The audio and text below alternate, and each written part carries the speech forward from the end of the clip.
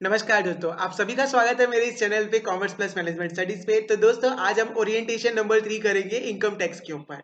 तो CGPSC assistant professor vacancy commerce की जो आई थी उसके रिगार्डिंग ये मैंने ओरिएंटेशन सेशन रखे हैं, जिसमें अभी अपन ने 2 यूनिट्स को कवर किया था ओरिएंटेशन के रिगार्डिंग, और ये थर्ड यूनिट है अपना प्रैक्टिकल पोर्शन का, जो कि है अपना इनकम टैक्स। तो आज अपन दोस्तों स्टडी करेंगे इनकम टैक्स के रिगार्डिंग एक ओरिएंटेशन। ठीक है, तो अगर आप हमारे इस चैनल पे नए हैं तो प्लीज हमारे चैनल को सब्सक्राइब कर लीजिए ताकि हमारे नोटिफिकेशंस आपको मिलते रहे। तो चलिए दोस्तों स्टार्ट करते हैं। तो अपना जो सिलेबस है इनकम टैक्स का वो इस प्रकार है। पहले अपने को इंपॉर्टेंट डेफिनेशन स्टडी करनी है, फिर उसके बाद रेसिडेंस एंड टैक्स लायबिलिटीज, फिर computation of income under various sites में आपके सैलरी है, और फिर इनकम फ्रॉम हाउस प्रॉपर्टी है, फिर अपना competition of tax on individual and firms भी है। तो चलिए दोस्तों स्टार्ट करते हैं। सबसे पहले अपने को इनकम टैक्स की मीनिंग समझ लेना चाहिए। ठीक है, ये एक टाइप का डायरेक्ट टैक्स है ना। तो टैक्सेशन जो होते हैं बेसिकली दो टाइप के होते हैं, एक होता है डायरेक्ट टैक्स और एक होता है इनडायरेक्ट टैक्स। तो इनकम टैक्स के बारे में बेसिकली देखते हैं अपन, इसकी मीनिंग क्या होती है। पहले टैक्स के बारे में भी इसमें लिखा हुआ है ऑफ कोर्स, तो उसको भी देख लेते हैं। टैक्स क्या होते हैं? Tax are involuntary fees. ये वॉलेंट्री नहीं है कि अपन अपनी सहमति से देना चाहे तो दे, नहीं तो नहीं दे, ऐसा नहीं। ये एक इनवॉलेंट्री फी है, मतलब आपके ऊपर कंपलसरी है, आपको पे करना ही पड़ेगा। ठीक है, tax are involuntary fees laid on individuals और corporations and enforce by a government entity. ठीक है, तो एक गवर्नमेंट एंटिटी इसको इन्फोर्स करती है किसके ऊपर? इंडिविजुअल्स के ऊपर या फिर कॉर्पोरेट्स के ऊपर। ठीक है, चाहे वो लोकल लेवल की गवर्नमेंट हो, चाहे रीजनल लेवल की गवर्नमेंट हो, या फिर नेशनल लेवल की गवर्नमेंट हो।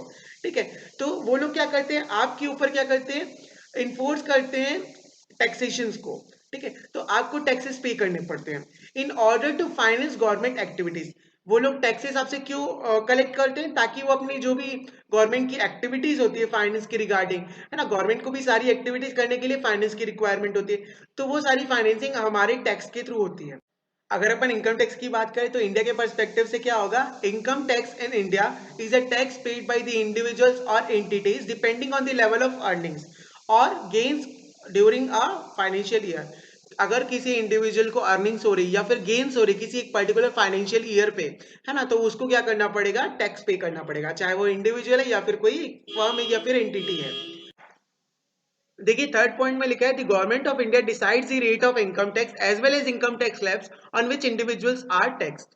ठीक है, तो आपकी इनकम के हिसाब से डिपेंड करेगा कि आप कितना टैक्स पे करेंगे। ठीक है, तो गवर्नमेंट ऑफ इंडिया ने क्या किया, एक टैक्स स्लैब बनाते हैं वो लोग। तो इनकम टैक्स का जो स्लैब आता है उसके दायरे में अगर आप आते हैं तो आपको इंडिविजुअल टैक्स पे करने होंगे।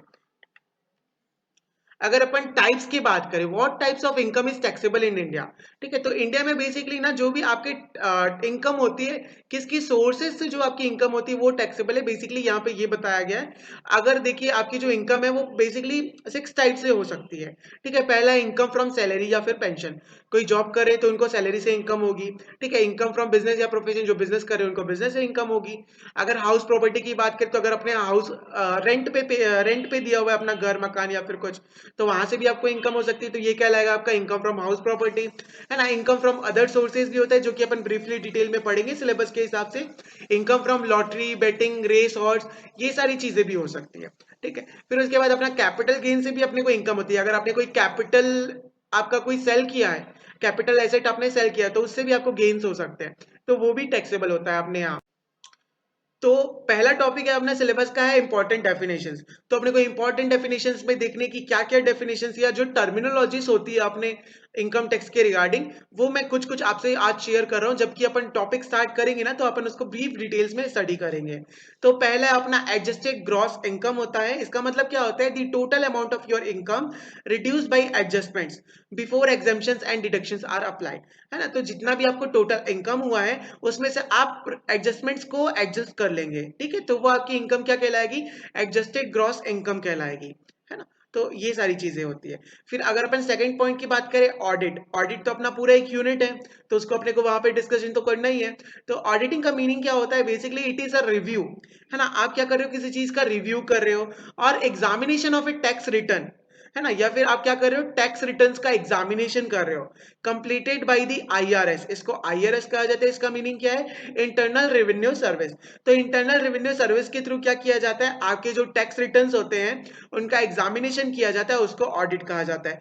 ऑडिट्स आर टिपिकली रैंडम, ये रैंडमली होते हैं, but some returns are chosen based on number of filing errors, ठीक है। और सम रिटर्न्स को ऐसे चूज किया जाता है कि अगर किसी के फाइलिंग एरर्स ज्यादा होते हैं तो उनकी ऑडिटिंग या इंस्पेक्शन पहले की जाती है ना। तो ये रैंडमली भी हो सकते हैं या फिर आपकी फाइलिंग एरर्स की वजह से भी हो सकते हैं, ठीक है। अब थर्ड है अपना जो टर्मिनोलॉजी है वो है अर्न इनकम। जो इनकम आपने अर्न की है वो अर्न इनकम कहलाएगी। तो इसमें क्या लिखा है देखिए, मनी और other compensation given for working. अगर आपने किसी के लिए काम किया है ना, उसके बदले आपको क्या हुआ है, कुछ मनी या फिर कोई कंपनसेशन रिसीव हुआ है, तो वो आपका अर्न इनकम कहलाएगा। एक और कॉन्सेप्ट होता है ई फाइलिंग का। ई मतलब इलेक्ट्रॉनिक फाइलिंग होता है यहाँ पे, है ना। तो इसमें मीनिंग क्या लिखा हुआ है देखिए, to electronically file a tax return online.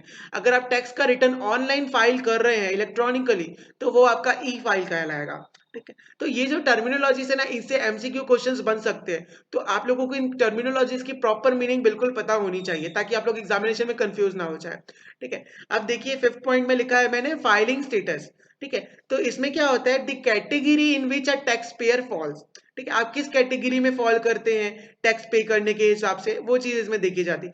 Each tax payer must select a filing status, ठीक है। उसको अपने फाइलिंग स्टेटस को भी सिलेक्ट करना पड़ता है। फाइलिंग स्टेटस जैसे कि वो सिंगल है ना, या हेड ऑफ हाउस होल्ड है ना, ये एक मैरिड फील्ड ज्वाइंटली होता है ना। कुछ मैरिड जो क्या बोलना चाहिए कपल्स होते हैं वो साथ में ज्वाइंटली क्या करते हैं, इनकम टैक्स रिटर्न फाइलिंग करते हैं। मैरिड फाइलिंग सेपरेटली, कुछ लोग सेपरेटली फाइल करते हैं, या फिर क्वालिफाइंग विडो या विडोअर हो सकते हैं। तो आपका जो फाइलिंग स्टेटस है वो चीज इसमें मेंशन की जाती है। तो ये क्या है, बेसिकली आपका कैटेगरी है जिसमें आप फॉल करते हैं टैक्स पे में, ठीक है। तो ये आपकी कैटेगरी इस प्रकार हो सकती है। नेक्स्ट डेफिनेशन की पार्ट 2 में अपन आते हैं। सिक्स लिखा है इसमें देखिए, ग्रॉस इनकम। ग्रॉस इनकम की मीनिंग क्या होती है, the total amount of your income before applying adjustment exemptions credits and deductions, ठीक है। तो ऐसा इनकम जिसमें आपने एडजस्टमेंट भी एडजस्ट नहीं किया है, एग्जम्पशंस भी नहीं दिए हैं, ना ही आपने क्रेडिट या फिर डिडक्शंस किए हैं, तो ये आपका ग्रॉस इनकम कहलाता है। अपन ने पहले वाले में पढ़ा था एडजस्टेड ग्रॉस इनकम। तो एडजस्टेड ग्रॉस इनकम में क्या होता था, ग्रॉस इनकम में आपने अगर एडजस्टमेंट्स कर दिए तो वो एडजस्टेड ग्रॉस इनकम्स होते थे। पर ग्रॉस इनकम में अपन कोई एडजस्टमेंट्स पहले नहीं कर रहे होते हैं, ठीक है। अब देखिए सेवंथ है अपना प्रोग्रेसिव टैक्स। ये एक टैक्सेशन का कॉन्सेप्ट है, प्रोग्रेसिव टैक्स, है ना। प्रोग्रेसिव टैक्स का मतलब जैसे जैसे आपकी इनकम प्रोग्रेस होती जाएगी वैसे वैसे आपको ज्यादा टैक्स पे करने पड़ेंगे, ठीक है। ये चीज प्रोग्रेसिव टैक्स कहलाती है। देखो इसमें मीनिंग में क्या लिखा हुआ है, a tax based percentage of income, ठीक है। A tax based percentage of income, for example the higher your income the larger a percentage you pay on a progressive tax. मतलब आपको कितना परसेंट टैक्स पे करना है वो आपकी इनकम के हिसाब से वेरी करेगा। अगर आपकी ज्यादा इनकम है तो आपको ज्यादा परसेंटेज ऑफ टैक्स पे करना पड़ेगा, ठीक है। तो ये बेसिकली कहलाता है अपना प्रोग्रेसिव टैक्स, ठीक है। 8 पॉइंट में देखिए लिखा है अपना प्रॉपर्टी टैक्स। प्रॉपर्टी टैक्स का मतलब क्या होता है, the tax paid for valuable properties such a real estate और व्हीकल्स। अपन क्या करते हैं अपने व्हीकल्स के लिए या फिर जो अपनी प्रॉपर्टी होती है जैसे घर मकान दुकान, है ना, तो इस तरह की रियल एस्टेट वाली प्रॉपर्टीज के लिए भी क्या करते हैं अपन प्रॉपर्टी टैक्स पे कर रहे होते हैं। तो बेसिकली जो वैल्यूएबल प्रॉपर्टीज होती है उस पर ये टैक्स पे किया जाता है जो कहलाता है प्रॉपर्टी टैक्स, ठीक है। अब रिफंड्स की बात करते हैं। 9 पॉइंट है अपना refund. The amount of money a tax pair receive back from the IRS, है ना। आईआरएस से जो आपको मनी बैक मिलता है व्हेन ही और she paid more tax than what was own. अगर आपने क्या किया, ज्यादा टैक्स पे कर दिया जितना आपको पे करना चाहिए था उससे, ठीक है, तो आपको टैक्स रिटर्न किए जाएंगे। तो रिफंड में अगर आईआरएस से आपको पैसे मनी बैक मिल रहे हैं, है ना, क्योंकि आपने ज्यादा टैक्स पे कर दिए थे, या फिर कोई भी टैक्स पेयर को अगर पैसे वापस मिल रहे हैं आईआरएस के थ्रू क्योंकि उसने ज्यादा टैक्स पे कर दिए थे, तो वो रिफंड कहलाता है, ठीक है। रिफंड कौन कर रहा होता है, आईआरएस, ठीक है। आईआरएस का अपन ने फुल फॉर्म देखा था, ये क्या था, इंटरनल रेवेन्यू सर्विस। नेक्स्ट है अपना स्टैंडर्ड डिडक्शन। स्टैंडर्ड डिडक्शन को अपन एसडी भी बोलते हैं। एसडी करके अगर आप स्टेटमेंट्स वगैरह देखेंगे तो एसडी लिखा होगा बेसिकली, ठीक है। तो स्टैंडर्ड डिडक्शन की मीनिंग क्या होती है, a standard amount deducted from taxable income. एक टैक्सेबल इनकम से, इनकम भी अलग अलग टाइप की होती है, कुछ टैक्सेबल होती है कुछ टैक्सेबल इनकम नहीं होती है, ठीक है। एग्रीकल्चर से अगर आपको इनकम हो रही तो वो टैक्सेबल नहीं होती फॉर एग्जांपल, ठीक है। तो जो भी अगर आपका टैक्सेबल इनकम है ना, उसमें क्या होता है एक स्टैंडर्ड अमाउंट को डिडक्ट किया जाता है। क्यों, if a tax payer does not इमिटाइज डिडक्शंस, ठीक है। अगर टैक्स पेयर ने वो डिडक्शंस को आइटमाइज नहीं किया है तो वो क्या किया जाता है, एक स्टैंडर्ड अमाउंट को डिडक्ट किया जाता है आपके टैक्सेबल इनकम से, तो वो आपका स्टैंडर्ड डिडक्शन कहलाता है। तो अगर अपन बात करते हैं टैक्स क्रेडिट्स की, तो टैक्स क्रेडिट्स क्या होते हैं? Tax credit reduce the amount of money owed to the federal और state government and can cover a wide range of expenses. इसमें बहुत सारी रेंज के वेराइटी ऑफ एक्सपेंसेस भी हो सकते हैं, ठीक है। अगर अपन 12th बात करें टैक्स डिडक्शंस की, है ना, तो ये क्या होता है? It is basically an amount subtracted from taxable income for certain expenses.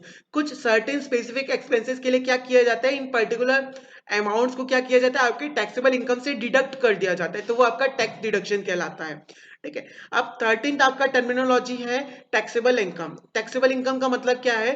The total amount of income taxed after adjusted gross income is reduce by all exemptions, credit and deductions, ठीक है। तो जो भी टोटल आपका income होता है उसको tax किया जाता है। टैक्सेबल इनकम मतलब आपने क्या किया? आपकी इनकम में एडजस्ट कर लिया है ना, एडजस्टमेंट जो भी थे उसको एडजस्ट कर लिया, एग्जाम्पशन से थे उसको भी रिड्यूस कर लिया, क्रेडिट्स को भी रिड्यूस कर लिया, डिडक्शंस को भी रिड्यूस कर लिया। तो उसके बाद पर्टिकुलरली जो इनकम आपके पास आएगा जिसमें सीधा टैक्स को अप्लाई किया जाएगा, वो आपका टैक्सेबल इनकम कहलाता है। नेक्स्ट है आपका अनअर्न्ड इनकम। तो अनअर्न्ड इनकम में बेसिकली क्या होता है? Income which was not earn by working, है ना, मतलब उसके लिए आपने कुछ काम नहीं किया है ना, पर वो आपको इनकम रिसीव हुई है। Such as in the form of investments, अगर आप इन्वेस्टमेंट करते हैं, है ना, फिक्स डिपॉजिट्स वगैरह करते हैं, तो इस तरीके में अगर आपको इंटरेस्ट या फिर डिविडेंड रिसीव हो रहे हैं, शेयर्स में अगर आप इन्वेस्टमेंट करते हैं आपको डिविडेंड्स रिसीव हो रहे हैं, या फिर इंटरेस्ट कहीं से रिसीव हो रहे हैं, या फिर आपको गिफ्ट रिसीव हो रहे हैं, है ना, तो बेसिकली इसके लिए आपने कोई काम नहीं किया है, आपने कोई वर्किंग नहीं की है ना, तो ये बेसिकली आपके अनअर्न्ड इनकम कहलाते हैं, ठीक है। ऐसे इनकम जिसके लिए आपने कोई वर्किंग नहीं की है पर फिर भी आपको इनकम हुई। अब 15th वाला अपना टर्मिनोलॉजी है विथ होल्डिंग। विथ होल्डिंग की मीनिंग क्या होती है? मनी हेल्ड फ्रॉम ग्रॉस पे यूज टू पे टैक्सेस। ग्रॉस पे से जो भी अपन टैक्सेस पे करते हैं उससे जितने भी मनी अपन ने हेल्ड करके रखे हुए या होल्ड करके रखे हुए वो विथ होल्डिंग कहलाते हैं। This amount is applied to the amount of tax owed at the end of the year. At the end of the year जो भी अपन अमाउंट मतलब टैक्स पे करते, टैक्स ओ करते हैं, है ना, उस पर ये चीज अप्लाई किया जाता है। अब सेकंड जो अपना टॉपिक है इनकम टैक्स में वो है रेसिडेंस एंड टैक्स लायबिलिटीज, ठीक है। तो इसमें ना अपने को सबसे पहले रेसिडेंस क्या होता है ना, इनकम टैक्स के हिसाब से उसको अपने को समझना चाहिए, ठीक है। तो देखो इसमें क्या लिखा हुआ है एक्सप्लेनेशन में, फर्स्ट पॉइंट में मैंने लिखा है the taxability of an individual in India depends upon his residential status in India for any particular financial year. अगर किसी इंडिविजुअल को अपन बोलेंगे कि आप वो टैक्स पे करेगा या नहीं करेगा, है ना, तो वो किस चीज के ऊपर डिपेंड करेगा? उसके रेसिडेंशियल स्टेटस के ऊपर डिपेंड करेगा, है ना। किसी पर्टिकुलर फाइनेंशियल ईयर में उसका रेसिडेंशियल स्टेटस क्या रहा है इंडिया पे, तो उसके हिसाब से जज किया जाएगा, डिसाइड किया जाएगा कि उसको टैक्स पे करना है और नहीं पे करना है। सेकेंड पैराग्राफ में देखिए क्या लिखा हुआ है, the term residential status has been coined under the income tax law of India. India का जो इनकम टैक्स लॉ है इसके हिसाब से डिफाइन किया गया रेसिडेंशियल स्टेटस को। पर आपको कभी भी कंफ्यूज नहीं होना है एक इंडिविजुअल की रेसिडेंशियल स्टेटस पे या फिर एक इंडिविजुअल की सिटीजनशिप पे, ठीक है। कोई इंडिविजुअल इंडिया का सिटीजन हो सकता है पर वो रेसिडेंशियल स्टेटस उसको हो ये जरूरी नहीं है, हाँ, मतलब दोनों चीजें बिल्कुल अलग है। सिटीजन से बिल्कुल अलग चीज है और एक रेसिडेंशियल स्टेटस बिल्कुल ही अलग चीज है।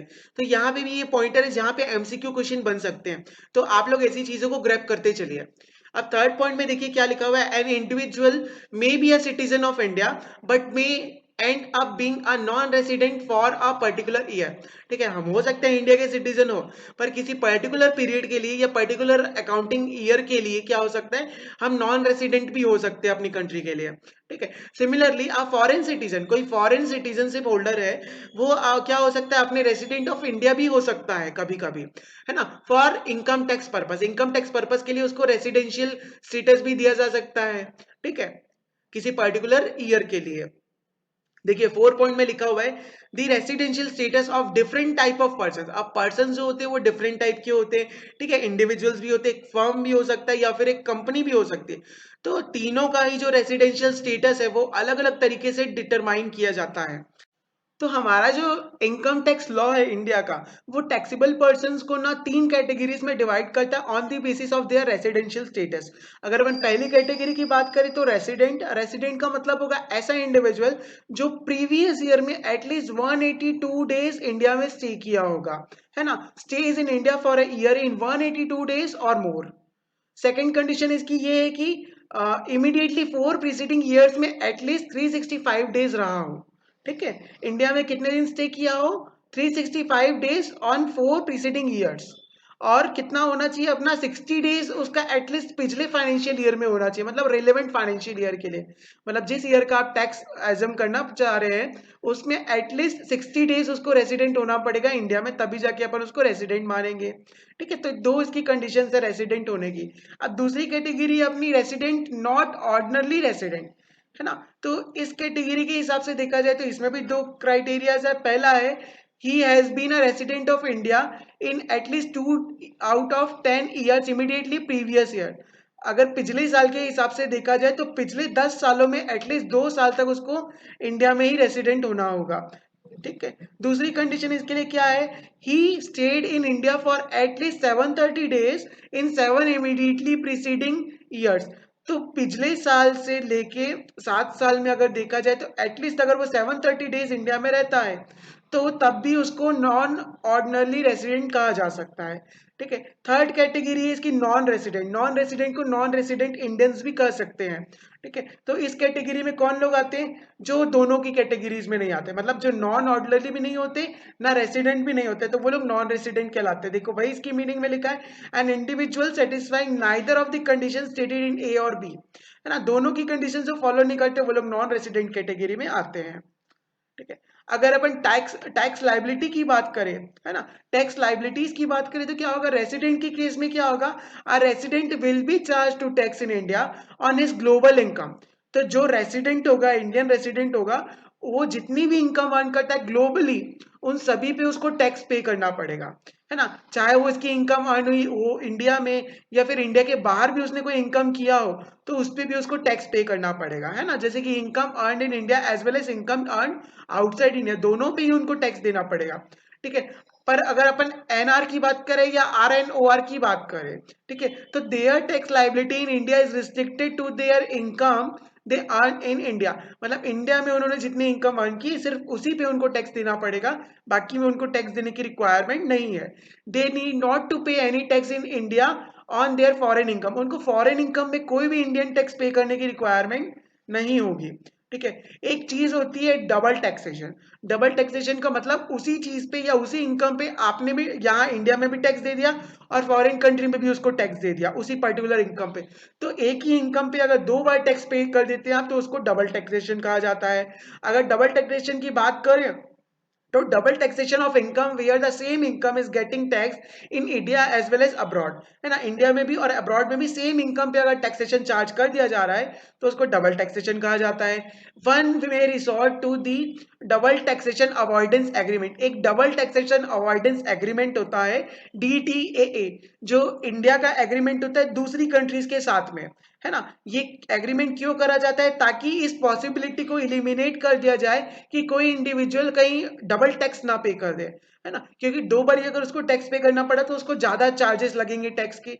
तो इसी वजह से ये डबल टैक्सेशन अवॉइडेंस एग्रीमेंट बना है जो इंडिया बाकी की कंट्रीज के साथ में करती है, ताकि ये जो पॉसिबिलिटी है डबल टैक्स की, है ना, पेइंग टैक्स ट्वाइसेस, तो उस पॉसिबिलिटी को इलिमिनेट कर दिया जाए, इसके लिए डीटीएए एग्रीमेंट यूज किया जाता है।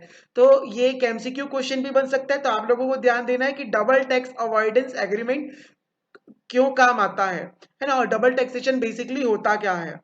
तो अगर अपन सैलरी की डेफिनेशन देखें सेक्शन 17(1) के हिसाब से जो इनकम टैक्स एक्ट 1961 में बताया गया था, तो सैलरी का मतलब क्या होता है, वेजेस, एनी एन्युटी और pension, any gratuity, any fees, commission, requisite और प्रॉफिट इन लिeu और of in addition to any salary or wages, any advance of salary, any payment received in respect of any period of leave not availed of by the assessee, the portion of the annual accretion in any previous year to the balance at the credit of an employee participating in recognized provident fund to the extent it is taxable, transferred balance in a recognized provident fund to the extent it is taxable, contribution made by the employer in the previous year to the account of the employee under a pension scheme referred to in the section 80 CCD। तो अगर इस definition के हिसाब से देखा जाए तो अपने इनकम टैक्स एक्ट ने दिया था 1961 वाले एक्ट ने, तो जो सैलरी की डेफिनेशन है वो ह्यूज वैरायटी में, मतलब बहुत सारी चीजें इसमें इंक्लूड की जाती है ना, इसको अपन बाद में फर्दर पूरे डिटेल्स में देखेंगे, बस अभी अपन ये बेसिक्स देख रहे हैं, इसलिए आप चाहे तो अगर इसका स्क्रीनशॉट लेना चाहे तो भी आप लोग ले सकते हैं। नेक्स्ट देखिए, मैंने आप लोगों के सामने एक सैलरी स्लिप रखा है। आप सैलरी स्लिप भी देख सकते हैं कि किस तरीके से सैलरी स्लिप होती है ना। अगर ये आप सैलरी स्लिप देख पा रहे हैं तो आपको इसके कंपोनेंट्स दिखेंगे, है ना, कि पर्टिकुलरली सैलरी में क्या क्या कंपोनेंट्स होते हैं। अगर आप देख पा रहे होंगे तो लेफ्ट साइड में देखेंगे बेसिक पे है, अपना डियरनेस अलाउंस है, हाउस रेंट अलाउंस है, कन्वेंस अलाउंस है, फिर उसका मेडिकल अलाउंस है, लीव ट्रेवल अलाउंस है, परफॉर्मेंस बोनस है, ग्रॉस सैलरी है ना। तो इस तरीके से क्या होते हैं, अपने सैलरी स्लिप में सैलरी के कंपोनेंट्स होते हैं, ये सारे कंपोनेंट सैलरी के पार्ट होते हैं, है ना। तो ये सारी चीजें अपने को फर्दर डिटेल में देखनी होगी जब भी अपन कंप्यूटेशन करेंगे सैलरी का। अब अगर अपन दूसरे हेड की बात करें, computation of income under income from house property, अगर इनकम फ्रॉम हाउस प्रॉपर्टी की बात करें, है ना, तो उसके लिए क्या क्या कैसे कंप्यूटेशन होता है, क्या क्या इसके डिफरेंसेस है, वो अपन देख लेते हैं। ठीक है, तो सबसे पहला बेसिक्स देख लेते हैं हाउस प्रॉपर्टी का। बेसिक्स ऑफ हाउस प्रॉपर्टी, इसमें लिखा है देखिए, a house property could be your house or office, a shop, a building or some land attached to your building like a parking lot। मतलब कि हाउस प्रॉपर्टी का मतलब सिर्फ हाउस से रिलेटेड नहीं है, ऑफिस भी इसमें इंक्लूडेड रहेगा, शॉप भी इसमें इंक्लूडेड रहेगा, और आपका जितना भी बिल्डिंग्स वगैरह वो भी सभी इंक्लूडेड रहेगा, है ना। चाहे आप उसको हाउस के पर्पज से यूज करते हो, चाहे अपने बिजनेस के पर्पज से यूज करते हो। ठीक है, तो क्या है, जो अपना इनकम टैक्स एक्ट है ना, does not differentiate between a commercial and residential property. तो अपना ये जो इनकम टैक्स है वो कभी भी डिफरेंशिएट नहीं करता कॉमर्शियल प्रॉपर्टी या फिर रेसिडेंशियल प्रॉपर्टी के बीच में। ठीक है, all types of properties are tax under the head income from house property. तो मतलब जितने भी टाइप्स टैक्स आप लोग पे करते हैं प्रॉपर्टीज में, वो सारे के सारे आपके हाउस प्रॉपर्टी में आ जाते हैं, है ना। तो अगर अपन बात करें कि किस किस टाइप की हाउस प्रॉपर्टी हो सकती है, जैसे कि इसमें देखिए, पहला है सेल्फ ऑक्यूपाइड हाउस प्रॉपर्टी, है ना, मतलब आप खुद के घर में जैसे रह रहे हैं, वो आपका खुद का घर है, तो वो सेल्फ ऑक्यूपाइड हाउस प्रॉपर्टी कहलाएगा। दूसरा है अपना लेट आउट हाउस प्रॉपर्टी, मतलब आपने जिस हाउस प्रॉपर्टी को किसी को लेट आउट कर दिया है ना, या फिर किसी को रेंट पे दिया हुआ है, तो ये इस टाइप की प्रॉपर्टी कहलाएगी। तीसरे टाइप की इसमें इनहेरिटेड प्रॉपर्टी, मतलब आपके जो पुश्तैनी जो मकान वगैरह है ना, आपकी जो प्रॉपर्टीज वगैरह वो इनहेरिटेड प्रॉपर्टी कहलाएगी। ठीक है, तो ये सारी टाइप की हाउस प्रॉपर्टीज अपन इस पर्टिकुलर हेड में कैलकुलेट करते हैं। अब इसके देखिए स्टेप्स भी दिए हुए हैं कि हाउस प्रॉपर्टी में आप इनकम टैक्स का कैलकुलेशन कैसे करेंगे। तो इसके स्टेप्स है, देखिए आप देख सकते हैं 7 स्टेप्स है इसके। अगर आप ये कर लेंगे स्टेप्स वाइज अगर जाएंगे तो आपका ये जो कैलकुलेशन है वो हो जाएगा। अपन इसको फर्दर जब प्रैक्टिकल्स वगैरह सॉल्व करेंगे तब अच्छे से डिटेल में देखेंगे। आप चाहे तो इसका अभी स्क्रीनशॉट ले सकते हैं। अब अपन देखते हैं computation of tax on individual and firms. ये तीसरी कैटेगरी है, अपनी तीसरी हेडिंग है जिसके अंदर अपने को कंप्यूटेशन ऑफ टैक्स करना है ना। तो इसमें इंडिविजुअल के बेसिस पे भी हो सकता है और फर्म के बेसिस पे भी हो सकता है। ठीक है, देखो क्या चीज होगी, अगर इंडिविजुअल की होगी या फिर फर्म की होगी, किस चीज पे वो लोग टैक्स पे करेंगे, उनकी टैक्स लायबिलिटीज पे उन लोग टैक्स पे करेंगे। टैक्स लायबिलिटीज क्या होती है दोस्तों, देखो इसमें लिखा हुआ है, tax liabilities are the entire amount of tax outstanding within a concern time horizon. ठीक है, एक स्पेसिफिक टाइम पीरियड के इन बिटवीन अगर कोई आपका आउटस्टैंडिंग टैक्स होता है, ठीक है, तो उसको अपन क्या बोलते हैं, टैक्स लाइबिलिटीज बोलते हैं। पेबल टू टैक्स एंटिटी, किसी भी आपकी टैक्स एंटिटी हो, चाहे सेंट्रल लेवल की हो, चाहे स्टेट लेवल की हो, चाहे लोकल लेवल की हो, है ना। जैसे कि लोकल में हो सकती है, म्युनिसिपैलिटी हो सकती है। ठीक है, तो सभी को अगर आपको क्या करना है, आपका कुछ भी टैक्स आउटस्टैंडिंग है ना, जो आपको पे करना है, चाहे स्टेट एंटिटी हो, चाहे सेंट्रल हो, चाहे फिर लोकल एंटिटी हो, तो अगर आपको टैक्स पे करना है, आपका टैक्स आउटस्टैंडिंग है, तो वो आपकी टैक्स लायबिलिटी कहलाती है। ठीक है, चाहे आप इंडिविजुअल हो, चाहे आप कोई इंस्टीट्यूशन हो, ठीक है, सभी क्या होते हैं, लायबल होते हैं टू पे taxes on their earn income. सभी को अपनी अर्निंग्स पे टैक्स पे करना होता है। ठीक है, अब टाइप्स ऑफ टैक्सेस की बात करें, बेसिकली देखा जाए तो अपने जो टैक्सेस होते हैं बेसिकली दो टाइप के होते हैं, एक होता है डायरेक्ट टैक्स, है ना, और एक होता है इनडायरेक्ट टैक्स। ठीक है, अपने सिलेबस के हिसाब से अपने को डायरेक्ट टैक्स पे ही फोकस करना है ना। तो उसकी हेडिंग्स को अपन लोग समझ लेते हैं। Tax liabilities that are paid straight to the central government are direct tax. ऐसा टैक्स जो सीधा डायरेक्टली सेंट्रल गवर्नमेंट को पे किया जाता है उसको अपन डायरेक्ट टैक्स कहते हैं। इंडिविजुअल्स हो चाहे ऑर्गेनाइजेशंस हो, अगर उनकी इनकम टैक्सेबल है ना, तो उनको पे करना ही पड़ेगा टैक्स। ठीक है, अब अगर अपन सब डिविजन्स की बात करें, जो डायरेक्ट टैक्स है उसके क्या क्या अलग अलग पार्ट्स या कंपोनेंट्स या फिर डिविजन्स हो सकते हैं, है ना। तो देखो आपका इसमें हो सकता है इनकम, हो सकता है इनकम टैक्स हो सकता है ना, कॉर्पोरेट टैक्स हो सकता हेल्थ और एजुकेशन टैक्स हो सकता है, सिक्योरिटीज ट्रांजेक्शन टैक्स हो सकता है, कैपिटल गेन टैक्स हो सकता है, प्रिक्विसाइट टैक्स हो सकता है, अपना इनडायरेक्ट टैक्स भी हो सकता है। पर अपने सिलेबस के हिसाब से अपने को इनकम टैक्स पे देखना है और कॉर्पोरेट टैक्स पे देखना है, ये दोनों अपना मैटर ऑफ कंसर्न होगा। बाकी सब आप लोग चाहे तो इसका भी स्क्रीनशॉट ले सकते हैं। तो आगे मूव करते हैं अपन। देखिए करंट सिनेरियो के हिसाब से देखा जाए अभी क्या चल रहा है लेटेस्ट, है ना, तो उसके हिसाब से देखा जाए तो इन दी बजट ऑफ 2020, अभी जो बजट आया था 2020 में, the rate of income tax was cut down to provide some relief to the population, है ना, लोगों को ताकि ज्यादा फायदा हो सके, इसलिए इनकम टैक्स का जो रेट है ना उसको कट डाउन कर दिया गया था। However, several tax deductions and exemptions on house rent allowance, a premium of medical insurance, contribution to NPS, है ना, we are omitted from the structure. ये सारे चीजों को एग्जाम्पशन जो अपने को पहले मिलती थी उसको क्या किया गया, ओमिट कर दिया गया स्ट्रक्चर से, मतलब अब वो आपको एग्जाम्पशन नहीं मिलेगी। ठीक है। Also tax payers are allowed to choose between the old and new structure. अभी की डेट पे देखा जाए तो क्या है इंडिया में, ये जो ओल्ड स्ट्रक्चर था और न्यू स्ट्रक्चर था, अपनी इंडिविजुअल चॉइस है अपन जिस स्लैब रेट के हिसाब से टैक्स पे करना चाहते हैं। ठीक है, ये अपनी इंडिविजुअल चॉइस भी हो सकती है।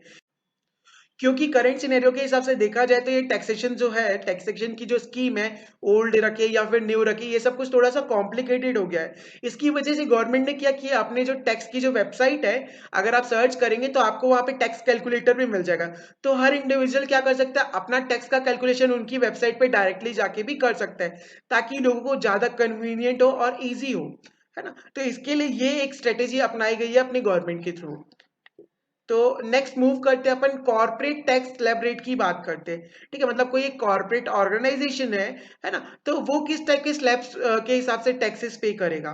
ठीक है, तो इसमें अगर देखा जाए ना, ये अपने को समझना है कॉर्पोरेट के बारे में, तो सबसे पहले अपने को समझना पड़ेगा कि कॉर्पोरेट्स या फिर जो कंपनीज होती है वो बेसिकली दो टाइप की होती है इनके हिसाब से। ठीक है, एक होता है डोमेस्टिक कंपनी, दूसरी होती है फॉरेन कंपनी। तो डोमेस्टिक कंपनी मतलब क्या होता है, जो भी कंपनी अपनी इंडिया का जो इनकम जो कंपनीज एक्ट है उसके अंडर में अगर फॉर्म हुई है तो उसको अपन डोमेस्टिक कंपनीज कहते हैं। ठीक है, it also includes companies whose control and management bodies are situated in India. तो ऐसी कंपनी जिसका जो मैनेजमेंट या फिर कंट्रोल बॉडीज जो इंडिया में सिचुएटेड है उनको भी अपन डोमेस्टिक कंपनी मानते हैं। ठीक है, दूसरी टाइप की कैटेगरी में होती है फॉरेन कंपनी। तो फॉरेन कंपनी में क्या होता है, the companies that are manage and control from outside the country, है ना, मतलब अपनी कंट्री के बाहर से कहीं से उसका कंट्रोल या मैनेजमेंट होता है, और जो अपनी इंडिया कंपनीज एक्ट में रजिस्टर्ड भी नहीं है ना, तो उनको अपन इंटरनेशनल कंपनी कहते हैं। Here are the tax liabilities of the company that is controlled internationally. तो ये आपको टैक्स लाइबिलिटीज देखने को मिल सकती है। अगर डोमेस्टिक कंपनी की बात करें अपन, तो देखिए उनका भी ये स्लैब रेट दिया हुआ है ना, और उनके सरचार्ज के लिए भी अलग से स्लैब दिया हुआ है। ठीक है, तो आप लोग भी चाहे तो इसको स्क्रीनशॉट ले सकते हैं, और मैं आपके साथ शेयर कर रहा हूँ ये फॉरेन कंपनी का। तो फॉरेन कंपनी का भी जो टैक्सेशन का जो स्लैब रेट है वो भी मैंने आप लोगों के साथ में शेयर किया है, तो आप लोग चाहे तो इसका भी स्क्रीनशॉट ले सकते हैं। अब नेक्स्ट टॉपिक है अपना सिलेबस के हिसाब से, वो है फर्म। फर्म मतलब यहाँ पे बेसिकली पार्टनरशिप फर्म से रिलेटेड है ना, क्योंकि इनकम टैक्स एक्ट के हिसाब से अगर अपन देख रहे हैं तो फर्म की मीनिंग क्या होती है, देखिए इस पे लिखा हुआ है, a firm is an association of two और मोर देन टू पर्सन। ठीक है, तो दो या दो से ज्यादा लोगों का एसोसिएशन को अपन फर्म कहते हैं। वो came together to do business and share profits their of, है ना, जो दो या दो से अधिक लोग क्या किए, साथ में आके एसोसिएट होके एक बिजनेस कर रहे हैं और प्रॉफिट को भी शेयर कर रहे हैं, तो वो कहलाता है फर्म। ठीक है, the persons who have agreed to do business together are personally called partners. ठीक है, तो जो पर्सन्स एग्री किए कि बिजनेस करेंगे साथ में, है ना, तो उनको अपन पार्टनर्स कहते हैं। और कलेक्टिवली अगर सारे पार्टनर्स को अगर अपन रिफर कर रहे हैं तो उसको फर्म कहते हैं। ठीक है, they are abided by the deed called partnership deed. तो उनके बीच में एक डीड साइन होती है या फिर एक एग्रीमेंट साइन होता है जिनको वो सबको फॉलो करना पड़ता है, उसको अपन क्या कहते हैं, पार्टनरशिप डीड कहते हैं। ठीक है, अब पार्टनरशिप डीड क्या है, a partnership deed for partnership is same as the article of association, trust deed for companies and trust respectively. ठीक है, तो अगर अपन बात करें पार्टनरशिप डीड की, तो पार्टनरशिप डीड वैसे ही काम करती है जैसे एक आर्टिकल ऑफ एसोसिएशन किसी कंपनी के लिए काम कर रही होती है। ठीक है, तो फर्म वाले टॉपिक से अपने को ये सारी की पॉइंट्स ध्यान में रखने हैं। पहला क्या है, इट इज अ पार्टनरशिप और partnership is an association of two और मोर पर्सन, ठीक है। There must be an agreement agreement entered into by all persons. तो सारे पर्सन जो एक एसोसिएशन में आएंगे उनके बीच में एक एग्रीमेंट भी साइन होना चाहिए। एग्रीमेंट क्या होगा? Agreement is to carry on some business, business करने के लिए अगर एग्रीमेंट होगा तो वो पार्टनरशिप कहलाएगी, ठीक है। The business is to be carried on by all और by any one of them acting on behalf of all and for the benefits of all. तो बिजनेस क्या हो सकता है? सभी के द्वारा भी कैरी किया जा सकता है ना, कोई एक भी उसको कैरी कर सकता है और बाकियों को रिप्रेजेंट कर सकता है, या फिर क्या कर सकता है, दूसरों के बिहाफ में कोई और काम कर सकता है, पर बेनिफिट तो सबको ही होगा, है ना, तभी वो पार्टनरशिप कहलाएगी। The agreement is to share the profit and loss of the business. तो ये जो पार्टनरशिप डीड में जो एग्रीमेंट होता है इनका, ये क्या बोलते हैं कि अगर चाहे प्रॉफिट हो चाहे लॉस हो, हम सभी इक्वली शेयर करेंगे, है ना। तो सिर्फ प्रॉफिट के लिए पार्टनर्स नहीं बनाए जाते, पार्टनर्स को प्रॉफिट और लॉस दोनों ही चीजें फेस करनी पड़ती है, ठीक है। अब अगर अपन बात करें जो फर्म्स का जो टैक्सेशन होता है अपने यहाँ पे, है ना, जो अपना टैक्सेशन का स्कीम है फर्म्स के लिए, वो इस प्रकार है। उसके कुछ सैलेंट फीचर्स मैंने लिखे हैं। तो पहला देख सकते हैं, a firm is tax as a separate legal entity. Separate legal entity का मतलब क्या होता है? मैं अलग, मतलब बिजनेस अलग और बिजनेस का मालिक अलग, है ना। तो उसके हिसाब से देखा जाए तो ये सेपरेट एंटिटी कॉन्सेप्ट होता है ना। मतलब कि जो इंडिविजुअल की इनकम या फिर उसकी लायबिलिटी से बिजनेस की इनकम या लायबिलिटी का कोई लेना देना नहीं है। There is no distinction between registered and unregistered firm. तो चाहे आपका फर्म रजिस्टर्ड है चाहे नहीं है रजिस्टर्ड, आपको तो टैक्स पे करना पड़ेगा। अब देखिए सेकंड पॉइंट में क्या लिखा हुआ है, the share of the partner in the income of the firm is not to be included in computing his total income. तो एक पार्टनर को क्या इनकम मिल रहा है एक फर्म से, है ना, उसको अपन कभी भी उस पार्टनर की इंडिविजुअल टोटल इनकम पे कैरी करेंगे नहीं, है ना। दोनों चीजें अपन क्या करेंगे? सेपरेट एंटिटी के हिसाब से फॉलो करेंगे, ठीक है। देखिए थर्ड पॉइंट में लिखा है, एनी सैलरी, बोनस, कमीशन और remuneration by what ever name called which is due to or received by partner is allowed as a deduction subject to certain restrictions, ठीक है। तो उनको डिडक्शंस भी मिल सकती है अगर किसी का कोई बोनस या फिर कमीशन या रिम्यूनरेशन ऐसी कुछ चीजें क्या है पेंडिंग है जिनको अपन ने पे नहीं किया अपने पार्टनर्स को, तो वो चीज अपन क्या कर सकते हैं? अपना टैक्स की जब लायबिलिटीज अपन देख रहे हैं, है ना, कैलकुलेट करें तो उसको अपन डिडक्ट कर सकते हैं। फोर्थ पॉइंट में देखिए क्या लिखा है, where a firm pays interest to any partner the firm can claim deduction, है ना। अगर कोई फर्म क्या कर रहा है, किसी पार्टनर को इंटरेस्ट पे कर रहा है ना, किसी पार्टनर ने अगर कैपिटल लगाया है उस बिजनेस में, उस पार्टनर को अगर आप इंटरेस्ट पे कर रहा है, वो जो फर्म है वो इंटरेस्ट पे कर रहा है, तो क्या हो सकता है? The firm can claim deduction of such interest from its total income. तो ऐसे जो इंटरेस्ट वो पे कर रहा है उसके लिए वो क्या कर सकता है? डिडक्शन को क्लेम कर सकता है। However the maximum rate at which interest can be allowed to a partner is 12% per annum. मतलब अगर आप पार्टनर को, किसी पार्टनर को इंटरेस्ट पे कर रहे हो तो वो मैक्सिमम 12% हो सकता है पर एनम, पर उससे ज्यादा नहीं हो सकता। The income of the firm is tax at flat rate 30%। तो अगर आप किसी फर्म का टैक्सेशन कर रहे हैं तो उसका फ्लैट रेट कितना रहेगा? 30% ही रहेगा। 30% के हिसाब से टैक्सेशन आपको देना पड़ेगा।